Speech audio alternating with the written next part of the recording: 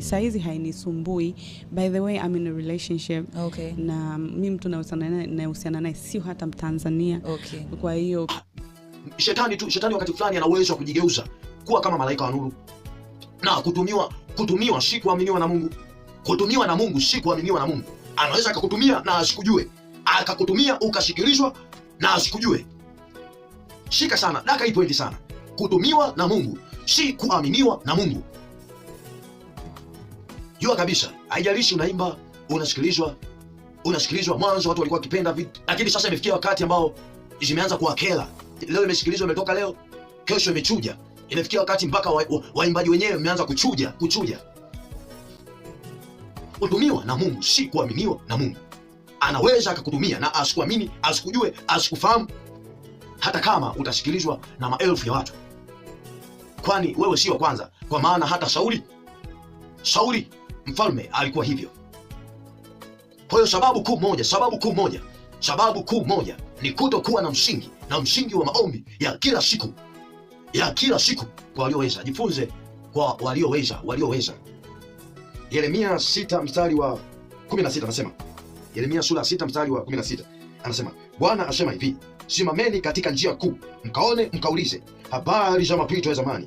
Iko wapi njia iliyo njema? Mkaende katika njia hiyo, nanyi mtajipatia raha katika nafsi zenu.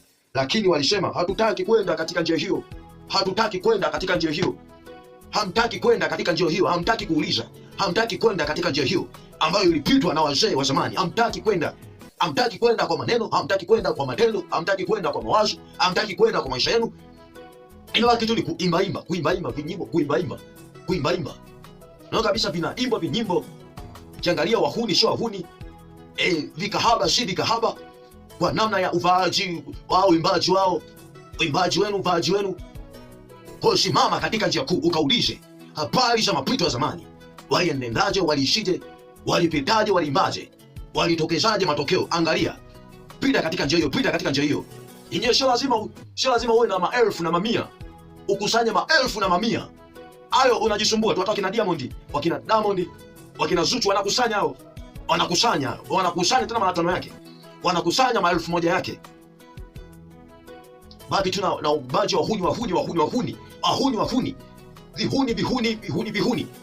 Simama katika njia kuu, kaulize habari za mapito ya zamani. Sidili tu msibaki tu na kutaka kutoka, lazima nivae ovyo olela, nivae isishi.